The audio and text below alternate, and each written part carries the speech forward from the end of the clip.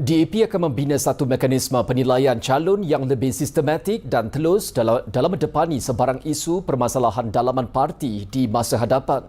Setiausaha Agung DAP Anthony Loke berkata menerusi mekanisme tersebut, mereka yang ingin bertanding, khususnya sebagai calon, akan mengetahui penilaian dilaksanakan terhadap sesuatu individu.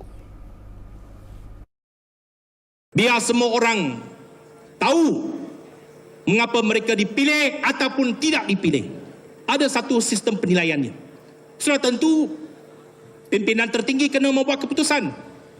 Tetapi keputusan mesti berasaskan kepada satu sistem penilaian yang semua pihak mesti terima. Dalam perkara itu, Loke turut mencadang untuk menginstitusikan jawatankuasa pemilihan calon dalam perlembagaan parti supaya ia dapat memberi legitimasi kepada jawatankuasa pemilihan berkenaan.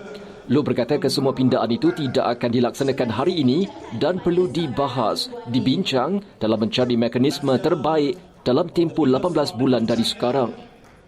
Ini antara kerja yang mesti diselesaikan oleh jawatankuasa eksekutif tertinggi yang baru, CEC yang baru, dan bawa balik untuk pindaan perlembagaan parti dalam Konvensyen Kebangsaan pada 2026. Loke turut mencadangkan beberapa jawatan baru untuk dimasukkan dalam perlembagaan parti iaitu jawatan Ketua Parlimen DAP yang mesti dilantik dari kalangan bukan anggota pentadbiran, pengarah strategik, pengarah dasar dan pengarah pilihan raya.